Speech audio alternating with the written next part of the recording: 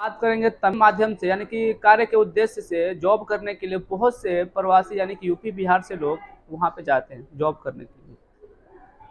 और हाल में अभी एक अफवाह फैल रही है, शायद पता नहीं अफवाह है या फिर ये घटना है कि वहाँ पे जो बाहर के जो लोग आए हैं कार्य करने के लिए उनको बीच चौराहे पे दिन दहाड़े वहाँ के लोग जो है मार रहे हैं। हाल में 2 लोगों की मृत्यु हो चुकी है, ऐसे न्यूज़ के माध्यम से जानकारी प्राप्त हो रही है। तो इसका मुख्य कारण क्या है? देखिए, बहुत सारे ऐसे लोग हैं जो बोल रहे हैं कि वहाँ पूछ रहे हैं कि आप का नाम क्या है? यदि आपने हिंदी में बात किया तो पीटना शुरू कर दे रहे हैं। तो देखिए, इसका मुख्य कारण क्या है पीटने का कि जो तमिलनाडु राज्य है, अब कोई भी व्यक्ति जिस राज्य में रहता है उसको उस राज्य में जॉब की आवश्यकता है, नौकरी की आवश्यकता है। लेकिन हमारे यूपी बिहार से इतने लोग वहाँ पे मतलब कि चले जाते हैं कि वहाँ पे जो वहाँ के लोग हैं उनको ही कार्य करने की या जॉब नहीं मिल पाता है। मान लीजिए कि आप यहाँ के हैं, आप जॉब करने जाएंगे तो आप अपनी डिमांड करेंगे कि मैं इस काम के लिए 700 रुपया लूंगा, 800 रुपया लूंगा। लेकिन हमारे जो बाहर से जो रोज लोग आ रहे हैं वो देखिए, अगर उनको कार्य नहीं मिलेगा तो बेगर खाए पिए मर जाएंगे। लेकिन और इसी कारण से वो वहां पे 700 के बदले 500 में वो काम करके दे देते हैं कि खाली बैठने से अच्छा है कि 500 तो मिले। और इसी के चलते ये जो वहाँ के जो भी बड़े बड़े कॉन्ट्रैक्टर हैं या फिर जो भी बिजनेस करता है वो क्या कर रहे हैं, ये यूपी बिहार या आउट स्टेट से जो लोग आ रहे हैं उनको क्या दे रहे हैं, जॉब दे रहे हैं। और वहाँ के लोगों को नहीं दे रहे हैं क्योंकि वहाँ के लोगों की डिमांड ज़्यादा है। और इसलिए वहाँ के लोगों को क्या नहीं मिल पा रहा है, जॉब नहीं मिल पा रहा है। और यहाँ के लोग जो बाहर से आ रहे हैं उनको जॉब मिल जा रहा है। अब इस कारण से वहाँ पे जो है बेरोजगारी, ये बेरोजगारी सिर्फ और सिर्फ वहाँ के लोगों के लिए ही पनप रही है। और जिसके चलते उनके अंदर आक्रोश पैदा हो रहा है कि दूसरे राज्य से लोग आकर के यहाँ काम कर रहे हैं और हम जिस राज्य के हैं उस व्यक्ति को ही काम नहीं मिल रहा है। और इसके चलते वो क्या कर रहे हैं, प्रहार कर रहे हैं, जो भी हिंदी भाषी है उसके ऊपर आघात कर रहे हैं, मार रहे हैं ताकि वो लोग यहाँ से चले जाएं। और जब वो लोग यहाँ से चले जाएंगे तो ऑटोमेटिक वहाँ पे क्या हो जाएगी, शॉर्टेज हो जाएगी आदमियों की। और उसके बाद से वो लोग क्या करेंगे, जो वहाँ के लोग हैं वो उनको वहाँ के लोगों का डिमांड मानना पड़ेगा, जो जितना मांगे उतना उनको मिलेगा। और इसलिए वहाँ के जो लोग हैं वो क्या कर रहे हैं, आउट स्टेट से जो राज्य से जो लोग आ रहे हैं उसके ऊपर प्रहार कर रहे हैं। और देखिए, आप सभी को पता है कि आर्टिकल 19 यानी कि संविधान में 19 में लिखा गया है कि भारत का कोई भी व्यक्ति किसी भी राज्य में जा सकता है, घूम सकता है, फिर सकता है और मतलब वहाँ पे स्थापित हो सकता है, ये संविधान में दिया है। लेकिन संविधान में देने के बावजूद भी अगर आप मान लो कि आप जिस जगह पर रह रहे हो आपको उस जगह पे अगर जॉब ना मिले तो आपके अंदर भी क्या होगा, आक्रोश आएगा। तो मैं ऐसा नहीं बोल रहा हूँ कि तमिलनाडु के लोग गलत है, मैं सिर्फ ऐसा कह रहा हूँ कि हमारे राज्य की जो सरकार है ना वो गलत है। आप लोगों को पता है कि चौक लाओ तो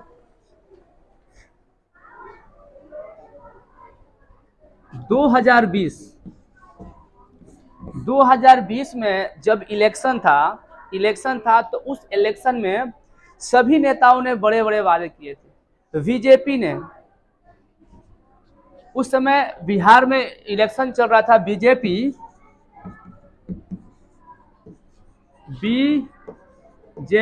वर्सेस आरजेडी यानी कि भाजपा और आरजेडी यानी कि लालू प्रसाद यादव की जो पार्टी है उसके साथ क्या चल रहा था, युद्ध के मतलब कि लोग मतलब कि वोट के लिए आपस में मतलब कि तनाव चल रहा था कि हमें हमारी सरकार बने और हमारी सरकार बने। इस सरकार के लिए आरजेडी के जो युवा नेता हैं तेजस्वी यादव ने कहा था कि यदि मेरी सरकार बनती है तो मैं बिहार राज्य के वासियों के लिए 10 लाख, कितना, 10 लाख नौकरियां दूंगा। कितना, 10 लाख नौकरियां युवाओं के लिए सरकार में आते ही मैं क्या करूंगा, जारी करूंगा कि इतनी सारी वैकेंसियां है। इस बात को देखते हुए बीजेपी के जो नेता थे इन्होंने क्या किया, 19 लाख नौकरियां देने का वादा किया। कितना, 19 लाख नौकरियों का वादा किया कि जैसे ही हमारी सरकार आएगी वैसे ही हम आप लोगों के लिए कितनी 19 लाख नौकरियां देंगे। कितना?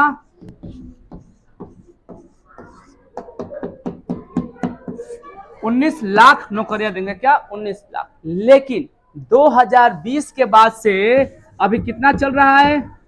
2023 चल रहा है और इस 3 साल में किसी भी प्रकार की अभी तक के 50,000 भी नौकरियां वहां के युवाओं को नहीं मिली है और जिसके चलते युवाओं को क्या करना पड़ता है? पलायन करना पड़ता है, अपने राज्य से दूसरे राज्य में जाना पड़ता है और वहां के दूसरे राज्यों के लोगों से मार खाना पड़ता है, गाली सुनना पड़ता है, उसके बावजूद भी उनको क्या करना पड़ता है? वहां पे कार्य करना पड़ता है। आज की जो दशा है, जो आउट ऑफ स्टेट पे कार्य करने के लिए गए हैं, उनकी जो दशा है, वो दशा का जो मुख्य कारण है वो कौन है? राज्य सरकार है। जिस राज्य में आप रहते हैं वहां की सरकार है। तो मैं सिर्फ इतना ही निवेदन करूंगा कि आप लोग जो वोट डालते हैं ना, जाति और धर्म के नाम पर किसी को वोट ना दे, विकास के नाम पे वोट दे। अगर विकास के नाम पे वोट देंगे तो ही आपका राज्य जो है विकसित बनेगा और उस राज्य में कल कारखानों की व्यवस्था होगी। और दूसरी बात है कि आप लोगों को अपना अधिकार पाने का पूरा अधिकार है। आप जिस भी राज्य में है, जिस क्षेत्र में है, और उस क्षेत्र में अगर किसी भी प्रकार का कार्य हो रहा है तो उस कार्य के बारे में पूरी जानकारी प्राप्त करें कि उस कार्य को किस प्रकार से किया जा रहा है, कितना बजट पास हुआ है और इस कार्य के अंतर्गत किन किन चीजों को करना है। ये चीज भी आपका अधिकार है एक नागरिक होने के तहत। अगर आपके राज्य में अगर कोई कार्य नहीं हो रहा है तो उससे संबंधित सूचना प्राप्त कीजिए, यह कार्य क्यों नहीं हो रहा है। और सूचना आपको कोई व्यक्ति और कोई नेता नहीं देने वाला है, वह सूचना प्राप्त करने का आपका अधिकार है। 2005 में भारत सरकार ने एक अधिनियम लाया था, का अधिकार है कि सूचना का अधिकार। क्या? सूचना का अधिकार 2005, जिसके तहत आप किसी भी विभाग से सूचना प्राप्त कर सकते हैं और इस प्रकार से आप उस राज्य के अंदर व्यवस्थाओं के बारे में जानकारी प्राप्त कर सकते। अगर उसके अंदर किसी भी प्रकार का छेड़छाड़ हो रहा है तो उसके खिलाफ आप क्या कर सकते हैं? FIR कर सकते हैं। यदि आप चाहते हैं कि सूचना के अधिकार के माध्यम से किस प्रकार से सूचना प्राप्त की जाती है तो आप मुझे कमेंट में बता सकते हैं और उस हिसाब से मैं आपको बताऊंगा कि सूचना के अधिकार से किस प्रकार से सूचना प्राप्त की जाती है। और आज की जो भी दुर्दशा है वह राज्य सरकार तो है, लेकिन उससे बड़े जिम्मेदार आप हो, क्योंकि आपने जाति और धर्म के नाम पे वोट दिया, जिसके लिए आपको भुगतना तो पड़ेगा। लेकिन कहते ना, हर एक अंधेरे के बाद से एक सुनहरा सुबह आता है, वो आएगा 2024 में। कब आएगा?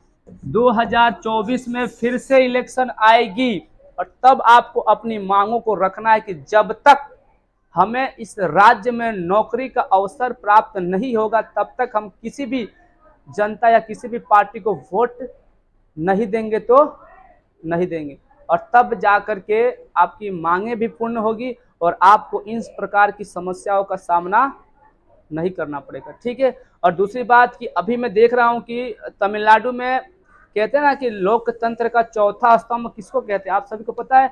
लोकतंत्र का चौथा स्तंभ कहते हैं न्यूज को, मीडिया वाले को।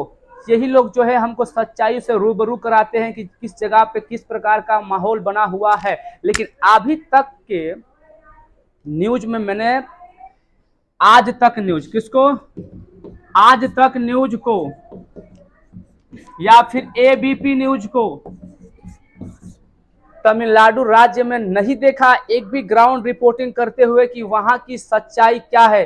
सिर्फ एक ही रिपोर्टर है जिसका नाम है मनीष कश्यप, जिसको बिहार का बेटा भी कहा जाता है, सन ऑफ बिहार भी कहा जाता है। वही एक व्यक्ति है जो तमिलनाडु में जा करके वहां के लोगों के जो समस्या है उसको जान रहा है और उसके बारे में सरकार को बता रहा है। तो मैं गुजारिश करता हूं जो गोदी मीडिया है वो भी जाए और अपना कार्य बखूबी निभाए। धन्यवाद।